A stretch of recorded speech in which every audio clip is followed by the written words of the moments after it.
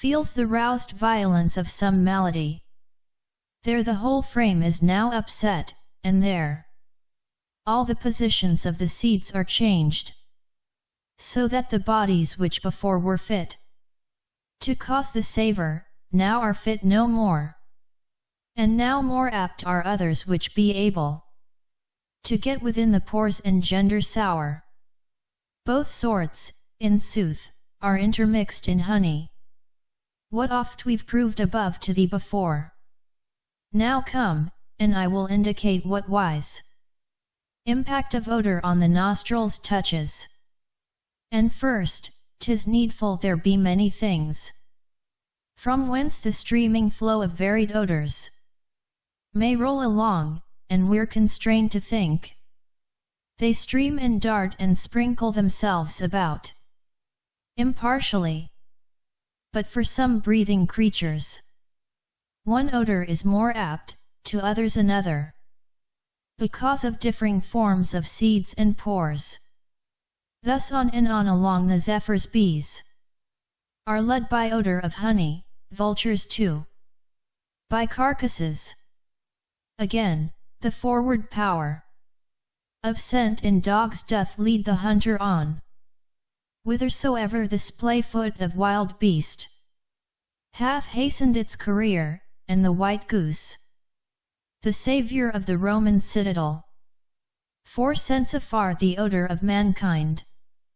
Thus, diversely to diverse ones is given peculiar smell that leadeth each along to his own food, or makes him start aback from loathsome poison, and in this wise are the generations of the wild preserved. Yet is this pungence not alone in odors, or in the class of flavors, but, likewise, the look of things and hues agree not all so well with senses unto all, but that some unto some will be, to gaze upon, more keen and painful. Lo, the raving lions!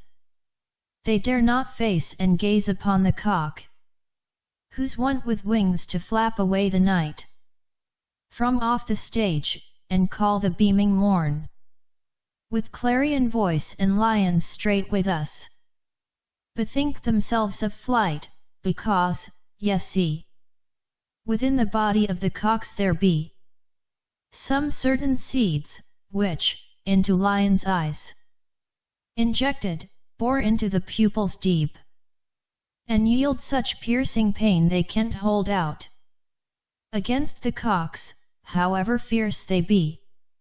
Whilst yet these seeds can't hurt our gaze the least, either because they do not penetrate, or since they have free exit from the eyes as soon as penetrating, so that thus they cannot hurt our eyes in any part by their remaining. To speak once more of odor, whatever assail the nostrils, some can travel a longer way than others. None of them, however, is borne so far as sound or voice, while I omit all mention of such things as hit the eyesight and assail the vision. For slowly on a wandering course it comes, and perishes sooner, by degrees absorbed easily into all the winds of air.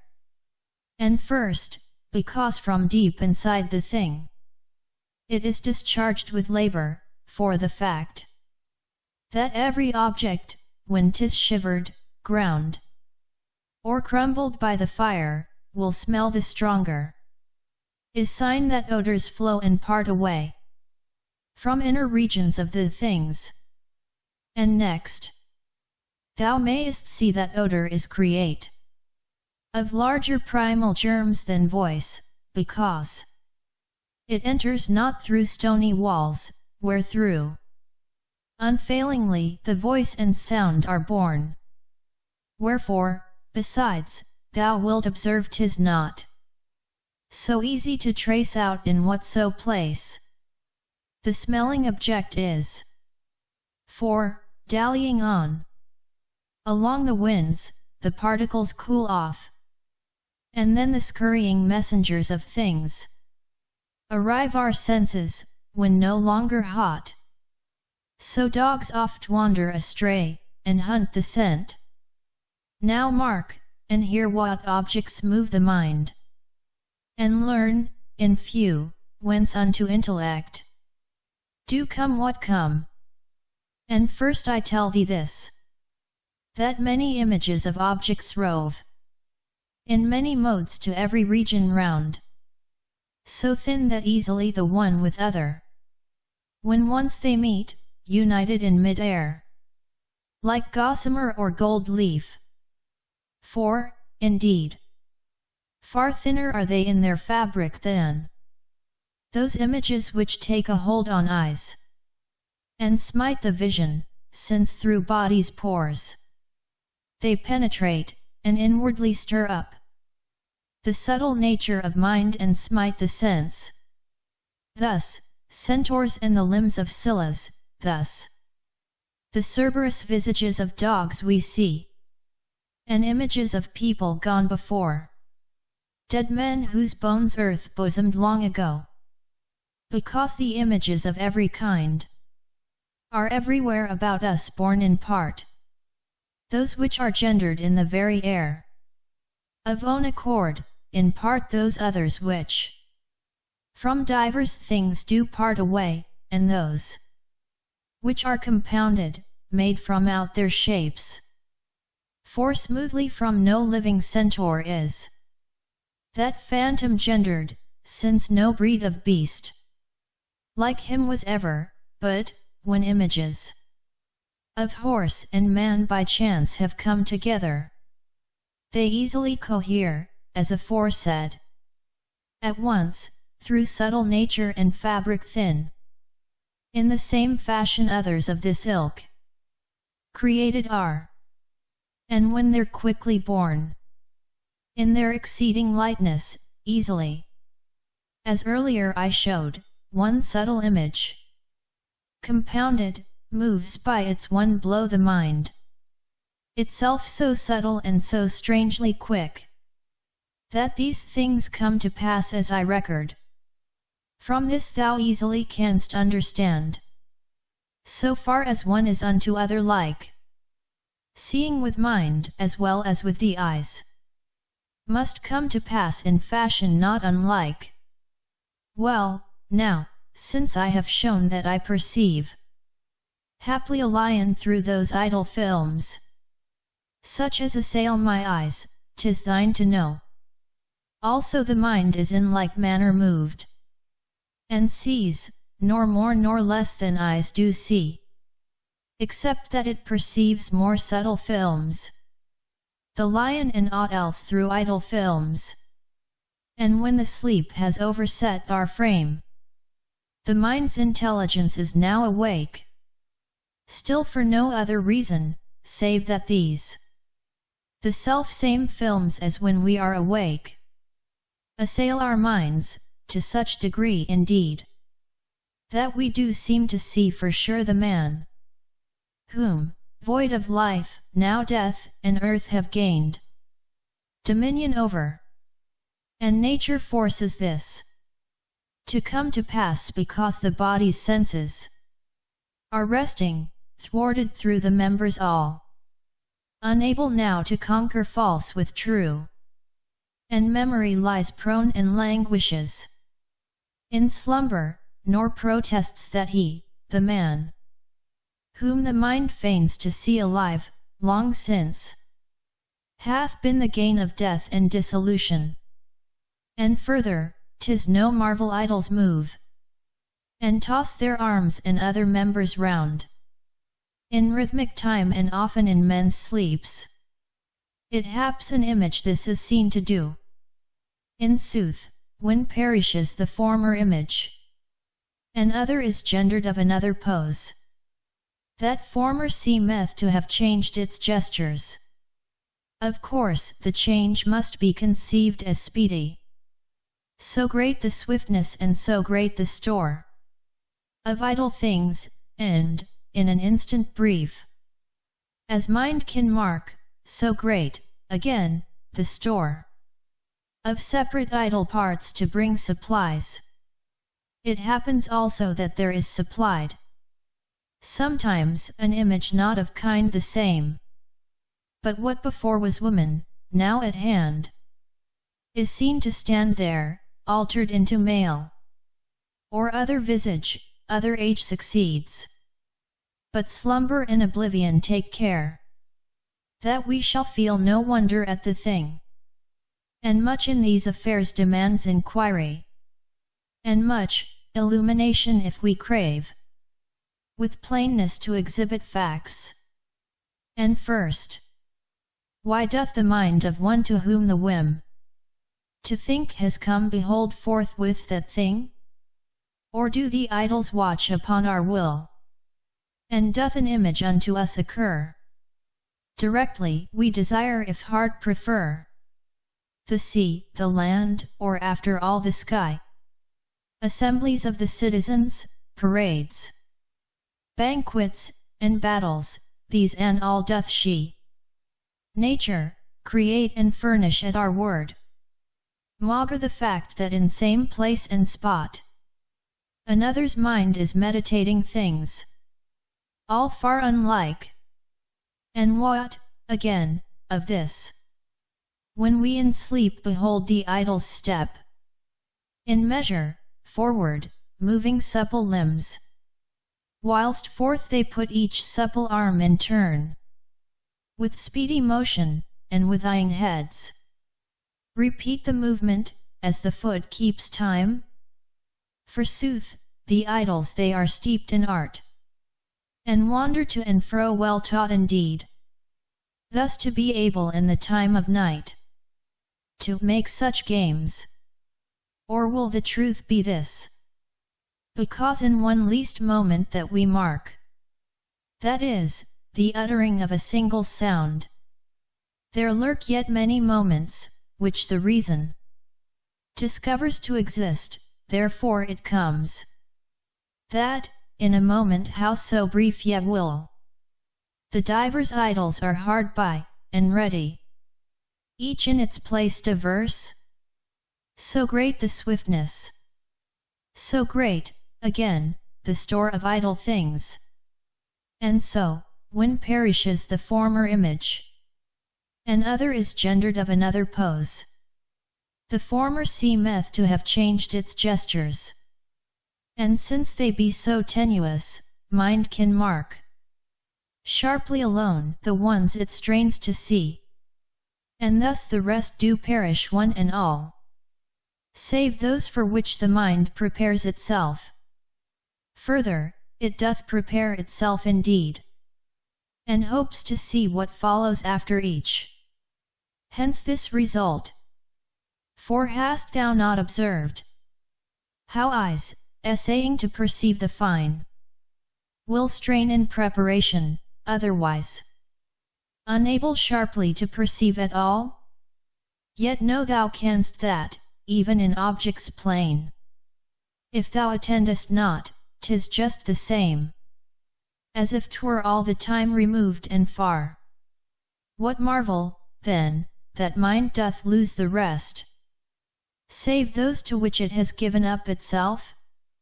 So 'tis that we conjecture from small signs things wide and weighty, and involve ourselves in snarls of self-deceit. Some vital functions in these affairs we crave that thou wilt passionately flee, the one offence, and anxiously wilt shun the error of presuming the clear lights of eyes created were that we might see, or thighs and knees, a prop upon the feet. Thus wise can bended be, that we might step with goodly strides ahead, or forearms joined unto the sturdy uppers, or serving hands on either side were given, that we might do life's own demands. All such interpretation is afterward with inverse reasoning, since naught is born in bodies so that we may use the same, but birth engenders use. No seeing ere the lights of eyes were born. No speaking ere the tongue created was. But origin of tongue came long before. Discourse of words, and ears created were. Much earlier than any sound was heard. And all the members, so meseems, were there. Before they got their use, and therefore, they could not be gendered for the sake of use. But contrariwise, contending in the fight, with hand to hand, and rending of the joints, and fouling of the limbs with gore, was there. Oh, long before the gleaming spears ere flew, and nature prompted man to shun a wound, before the left arm by the aid of art opposed the shielding charge, and, verily, yielding the weary body to repose, far ancienter than cushions of soft beds, and quenching thirst is earlier than cups. These objects, therefore, which for use in life have been devised, can be conceived as found for sake of using. But apart from such, are all which first were born and afterwards gave knowledge of their own utility, chief in which sort we note the senses, limbs. Wherefore, again, 'tis quite beyond thy power to hold that these could thus have been create for office of utility. Likewise, 'tis nothing strange that all the breathing creatures seek, even by nature of their frame, their food. Yes, since I've taught thee that from off the things stream and depart innumerable bodies, in modes innumerable too, but most must be the bodies streaming from the living, which bodies, vexed by motion evermore, are through the mouth exhaled innumerable, when weary creatures pant, or through the sweat squeezed forth innumerable from deep within. Thus body rarefies, so undermined in all its nature, and pain attends its state. And so the food is taken to underprop the tottering joints, and by its interfusion to recreate their powers, and there stop up the longing, open-mouthed through limbs and veins for eating. And the moist no less departs into all regions that demand the moist, and many heaped up particles of hot, which cause such burnings in these bellies of ours. The liquid on arriving dissipates, and quenches like a fire, that parching heat no longer now can scorch the frame. And so, thou seest how panting thirst is washed away from off our body, how the hunger pang it, too, appeased. Now, how it comes that we, whenever we wish, can step with strides ahead, and how 'tis given to move our limbs about, and what device is one to push ahead. This the big load of our corporeal frame. I'll say to thee, do thou attend what's said. I say that first some idle films of walking into our mind do fall and smite the mind, as said before. Thereafter will arises. For no one starts to do a thing, before the intellect previsions what it wills, and what it their prevision depends on what that image is. When, therefore, mind doth so bestir itself that it doth will to go and step along, it strikes at once that energy of soul that's sown about in all the body through the limbs and frame. And this is easy of performance, since the soul is close conjoined with the mind. Next, soul in turn strikes body, and by degrees thus the whole mass is pushed along and moved. Then too the body rarefies, and air, forsooth as ever of such nimbleness, comes on and penetrates aboundingly. through opened pores, and thus is sprinkled round unto all smallest places in our frame. Thus then by these twain factors, severally, body is borne like ship with oars and wind. Nor yet in these affairs is aught for wonder, that particles so fine can whirl around so great a body and turn this weight of ours. For wind, so tenuous with its subtle body, yet pushes, driving on the mighty ship. Of mighty bulk, one hand directs the same, whatever its momentum, and one helm whirls it around, whither ye please, and loads, many and huge, are moved and hoisted high by ingenuity of pulley blocks and wheels, with but light strain. Now, by what modes this sleep pours through our members waters of repose, and frees the breast from cares of mind, I'll tell, in verses sweeter than they many are, even as the swan's slight note is better far than that dispersed clamour of the cranes among the south wind airy clouds. Do thou give me sharp ears and a sagacious mind, that thou mayst not deny the things to be, whereof I'm speaking, nor depart away with bosom scorning these the spoken truths, thyself at fault unable to perceive. Sleep chiefly comes when energy of soul hath now been scattered through the frame, and part expelled abroad and gone away, and part crammed back and settling deep within the frame, whereafter then our loosened members droop. For doubt is none that by the work of soul exist in us this sense, and when by slumber that sense is thwarted, we are bound to think the soul confounded and expelled abroad. Yet not entirely, else the frame would lie drenched in the everlasting cold of death.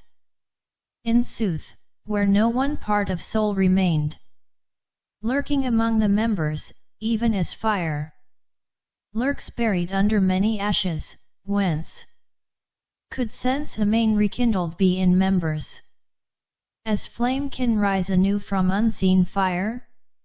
By what devices this strange state anew may be occasioned, and by what the soul can be confounded and the frame grow faint, I will untangle. See to it, thou, that I pour forth my words not unto empty winds.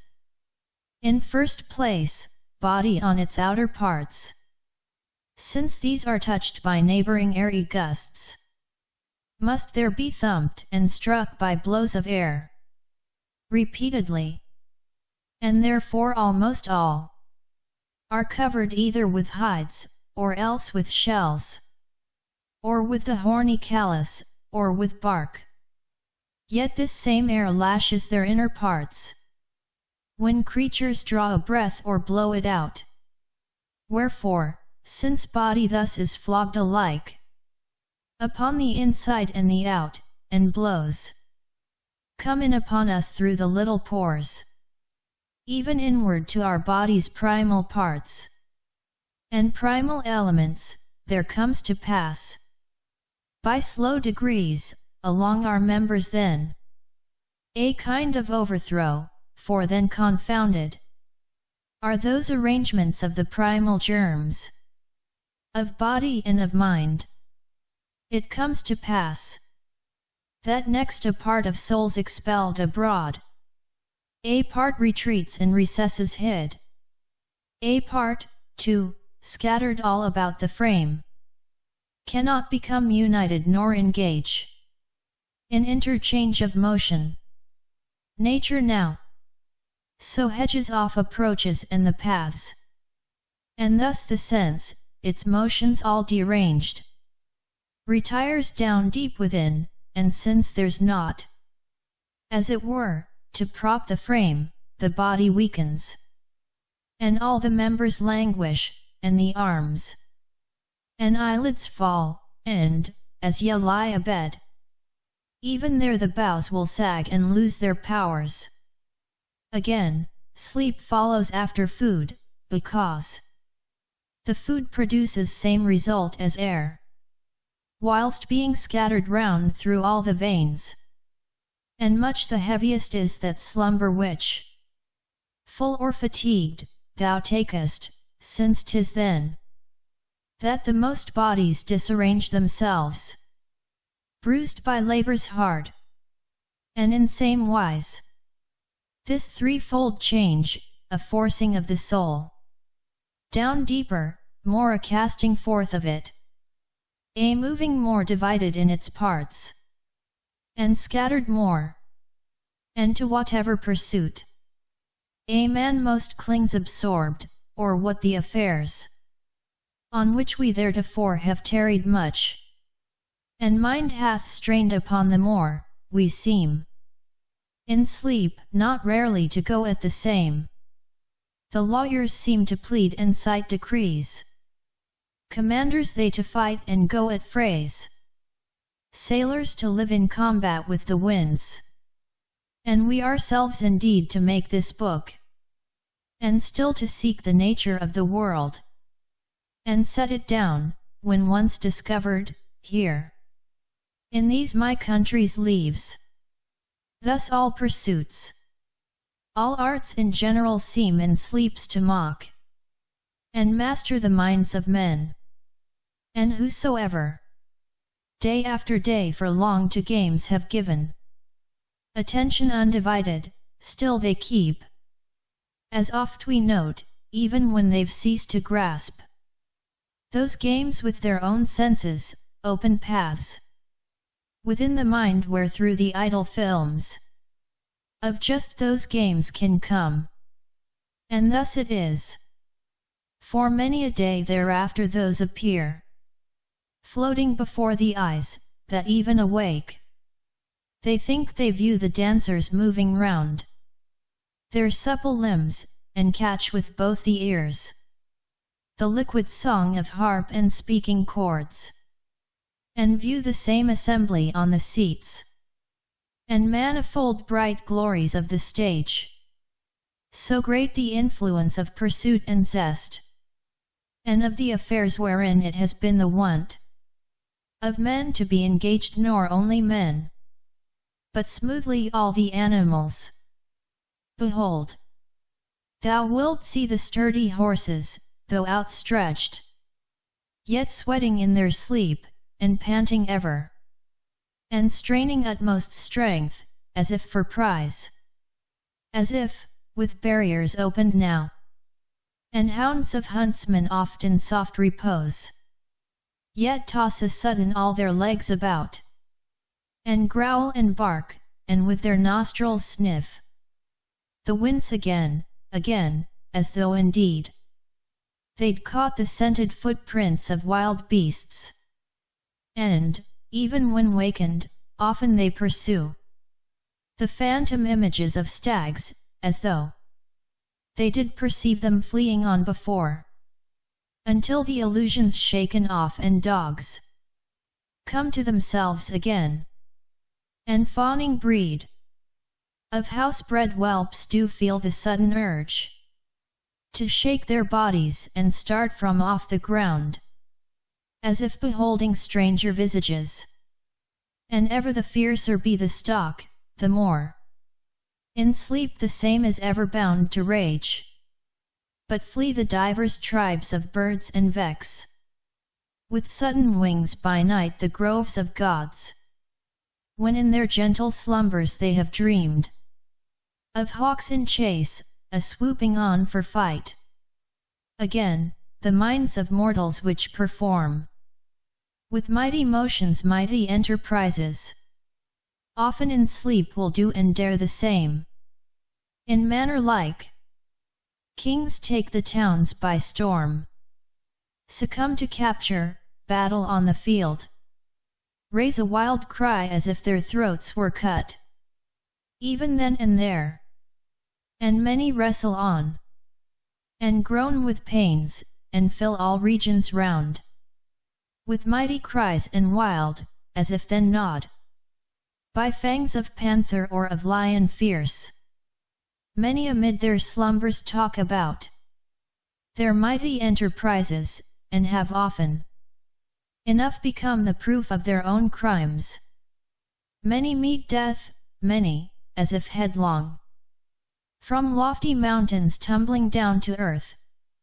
With all their frame, are frenzied in their fright, and after sleep, as if still mad in mind, they scarce come to, confounded as they are, by ferment of their frame. The thirsty man, likewise, he sits beside delightful spring, or river and gulps down with gaping throat, nigh the whole stream, and oft the innocent young, by sleep o'ermastered, think they lift their dress by pale or public Jordan, and then void the water filtered down their frame entire, and drench the Babylonian coverlets, magnificently bright. Again, those males, into the surging channels of whose years now first has passed the seed, engendered within their members by the ripened days, are in their sleep confronted from without by idle images of some fair form, tidings of glorious face and lovely bloom, which stir and goad the regions turgid now with seed abundant, so that, as it were, with all the matter acted duly out, they pour the billows of a potent stream, and stain their garment. And as said before, that seed is roused in us when once ripe age has made our bodies strong, as divers causes give to divers things impulse and irritation, so one force in humankind rouses the human seed to spurt from man, as soon as ever it issues. Forced from its first abodes, it passes down in the whole body through the limbs and frame, meeting in certain regions of our thews, and stirs amain the genitals of man. The goaded regions swell with seed, and then comes the delight to dart the same at what the mad desire so yearns, and body seeks. That object, whence the mind by love is pierced. For well nigh each man falleth toward his wound, and our blood spurts even toward the spot from whence the stroke wherewith we are struck, and if indeed the foe be close, the red jet reaches him. Thus, one who gets a stroke from Venus' shafts, whether a boy with limbs effeminate assault him, or a woman darting love from all her body that one strains to get, even to the thing whereby he's hit, and longs to join with it and cast into its frame the fluid drawn even from within its own. For the mute craving doth presage delight, the passion of love. This craving 'tis that's Venus unto us. From this, engender all the lures of love. From this, O first hath into human hearts trickled that drop of joyance which ere long is by chill care succeeded. Since, indeed, though she thou lovest now be far away, yet idle images of her are near, and the sweet name is floating in thy ear. But it behooves to flee those images, and scare afar whatever feeds thy love, and turn elsewhere thy mind, and vent the sperm within thee gathered, into sundry bodies. Nor, with thy thoughts still busied with one love, keep it for one delight, and so store up care for thyself and pain inevitable. For, lo, the ulcer just by nourishing grows to more life with deep inveteracy, and day by day the fury swells aflame, and the woe waxes heavier day by day, unless thou dost destroy even by new blows the former wounds of love, and curest them. while yet they're fresh, by wandering freely round. After the freely wandering Venus, or canst lead elsewhere the tumults of thy mind. Nor doth that man who keeps away from love yet lack the fruits of Venus, rather takes those pleasures which are free of penalties. For the delights of Venus, verily, are more unmixed for mortals sane of soul, than for those sick at heart with love pining. Yea, in the very moment of possessing, surges the heat of lovers to and fro, restive, uncertain, and they cannot fix on what to first enjoy with eyes and hands. The parts they sought for, those they squeeze so tight, and pain the creature's body, close their teeth often against her lips, and smite with kiss mouth into mouth, because this same delight is not unmixed, and underneath are stings which go to man to hurt the very thing, whatever it be, from whence arise for him those germs of madness. But with gentle touch Venus subdues the pangs in midst of love, and the admixture of a fondling joy doth curb the bites of passion. For they hope that by the very body whence they caught the heats of love their flames can be put out. But nature protests 'tis all quite otherwise. For this same love it is the one sole thing, of which, the more we have, the fiercer burns the breast with fell desire. For food and drink are taken within our members, and, since they can stop up certain parts, thus, easily, desire of water is glutted and of bread. But, lo, from human face and lovely bloom, naught penetrates our frame to be enjoyed, save flimsy idle images and vain, a sorry hope which oft the winds disperse, as when the thirsty man in slumber seeks to drink, and water never is granted him, wherewith to quench the heat within his members. But after idols of the liquids strives, and toils in vain, and thirsts even whilst he gulps in middle of the torrent.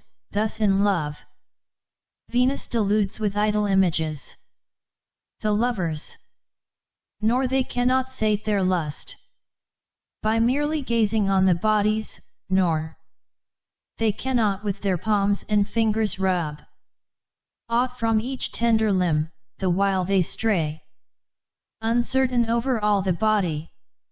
Then, at last, with members intertwined, when they enjoy the flower of their age, when now their bodies have sweet presage of keen joys, and Venus is about to sow the fields of woman, greedily their frames they lock, and mingle the slaver of their mouths, and breathe into each other, pressing teeth on mouths, yet to no purpose, since they're powerless to rub off aught, or penetrate and pass with body entire into body. For oft they seem to strive and struggle thus to do, so eagerly they cling in Venus bonds, whilst melt away their members, overcome by violence of delight.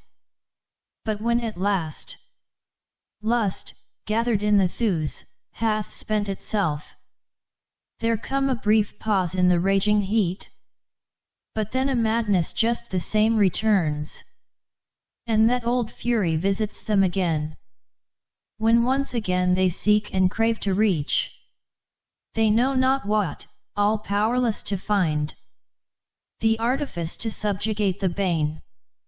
In such uncertain state they waste away, with unseen wound, to which be added too they squander powers, and with the travail wane be added to, they spend their feudal years under another's beck and call, their duties neglected languish in their honest name.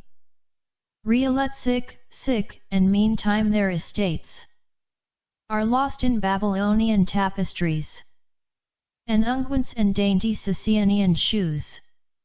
Laugh on her feet, and, as ye may be sure, big emeralds of green light are set in gold, and rich sea-purple dress by constant wear grows shabby and all soaked with Venus sweat, and the well-earned ancestral property Becometh headbands, coifs, and many a time the cloaks, or garments Alidentian, or of the senile, and banquets, set with rarest cloth and viands, are prepared, and games of chance, and many a drinking cup, and unguents, crowns and garlands, all in vain, since from amid the wellspring of delights bubbles some drop of bitter to torment.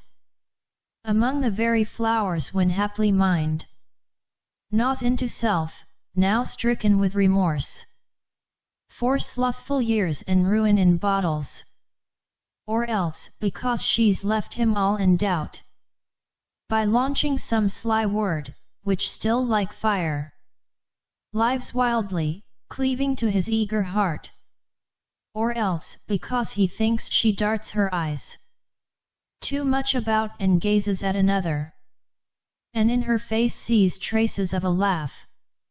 These ills are found in prospering love and true, but in crossed love and helpless there be such, as through shut eyelids thou canst still take in uncounted ills, so that 'tis better far to watch beforehand, in the way I've shown, and guard against enticements, for to shun a fall into the hunting snares of love is not so hard as to get out again, when tangled in the very nets, and burst the stoutly knotted cords of Aphrodite.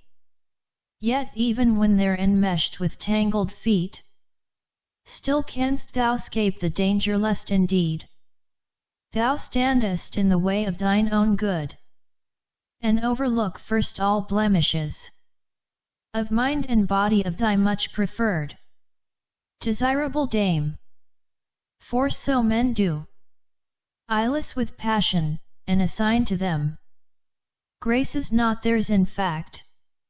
And thus we see creatures in many a wise crooked and ugly, the prosperous sweethearts in a high esteem, and lovers gird each other and advise to placate Venus, since their friends are smit with a base passion, miserable dupes, who seldom mark their own worst bane of all. The black-skinned girl is tawny like the honey, the filthy and the fetid negligee. The cat-eyed she's a little Pallas, she. The sinewy and wizened, a gazelle. The pudgy and the pygmy is piquant. One of the graces sure, the big and bulky. Oh, she's an admiration, imp Santa. The stuttering and tongue-tied sweetly lisps. The mute girl's modest, and the garrulous. The spiteful spitfire, is a sparkling wit. And she, who scarcely lives for scrawniness, becomes a slender darling, delicate. Is she who's nearly dead of coughing fit. The pussy female with protuberant breasts. She is like Ceres when the goddess gave young Bacchus suck, the pug-nosed lady love. A satiress, a feminine Silenus. The blubber-lipped is all one luscious kiss. A weary while it were to tell the whole. But let her face possess what charm ye will. Let Venus' glory rise from all her limbs.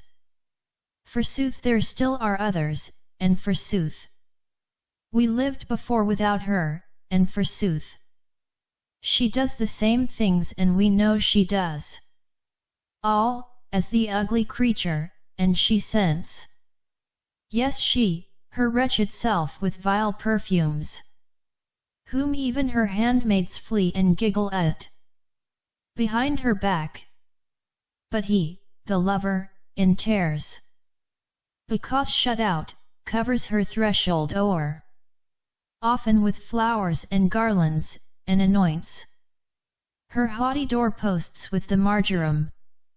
And Prince, poor fellow, kisses on the doors.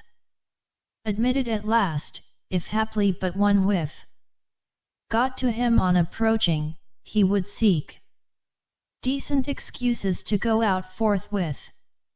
And his lament, long pondered, then would fall down at his heels, and there he'd damn himself for his fatuity, observing how he had assigned to that same lady more than it is proper to concede to mortals. And these our Venuses are ware of this. Wherefore the more are they at pains to hide all the behind the scenes of life from those whom they desire to keep in bonds of love. In vain, since nevertheless thou canst by thought drag all the matter forth into the light, and well search out the cause of all these smiles. And if of graceful mind she be and kind, do thou, in thy turn, overlook the same, and thus allow for poor mortality.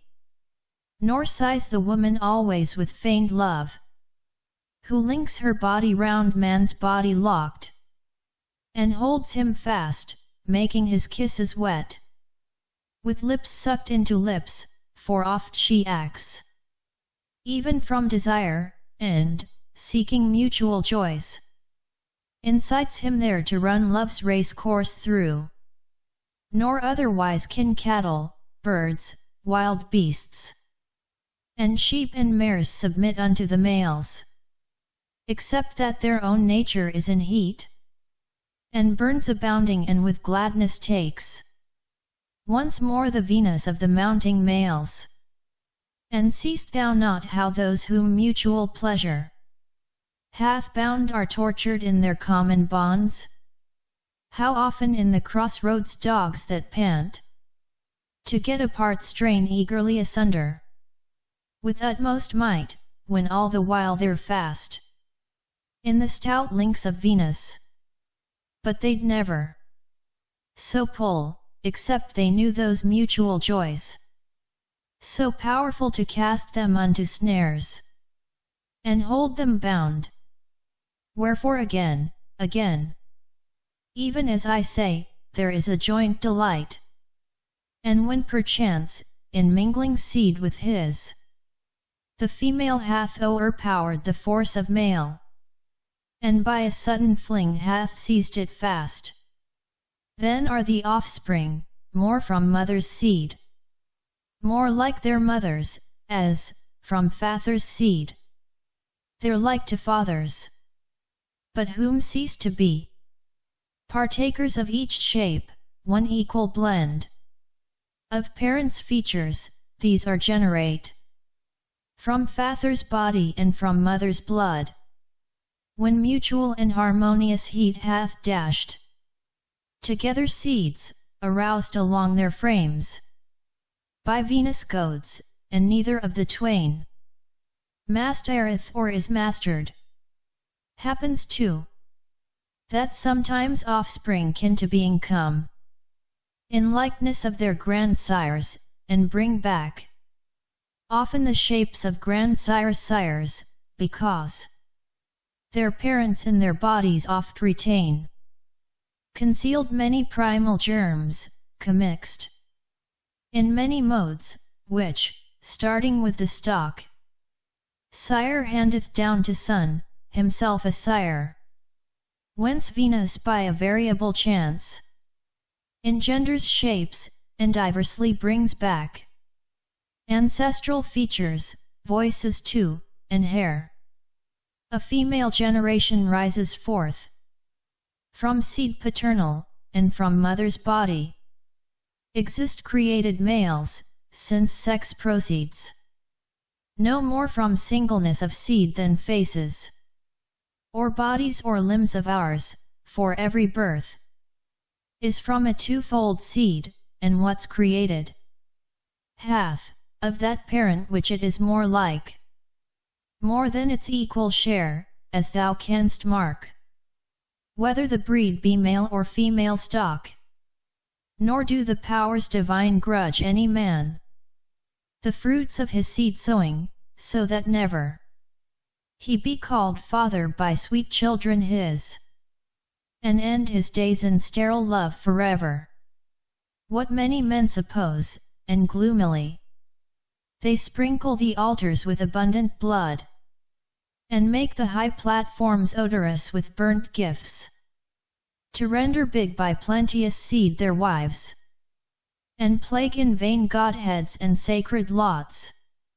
For sterile are these men by seed too thick, or else by far too watery and thin, because the thin is powerless to cleave fast to the proper places. Straightway it trickles from them, and, returned again, retires abortively.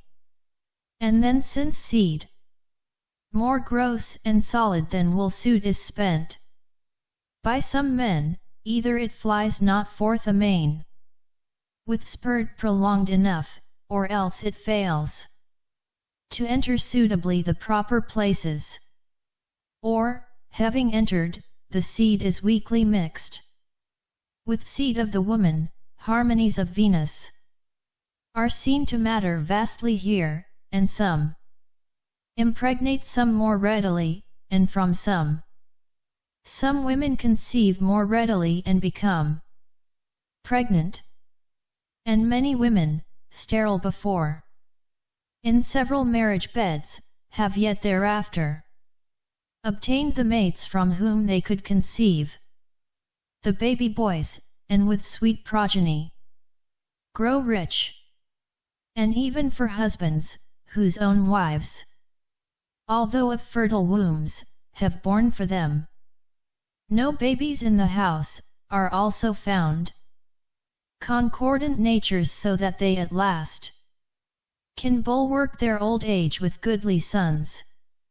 A matter of great moment 'tis in truth, that seeds may mingle readily with seeds suited for procreation, and that thick should mix with fluid seeds, with thick the fluid. And in this business 'tis of some import upon what diet life is nourished. For some foods thicken seeds within our members, and others thin them out and waste away. And in what modes the fond delight itself is carried on, this too importeth vastly. For commonly 'tis thought that wives conceive more readily in manner of wild beasts, after the custom of the 4-foot breeds, because so postured, with the breasts beneath, and buttocks then upreared, the seeds can take their proper places. Nor is need the least for wives to use the motions of blandishment, for thus the woman hinders and resists her own conception, if too joyously herself she treats the Venus of the man, with haunches heaving, and with all her bosom now yielding like the billows of the sea.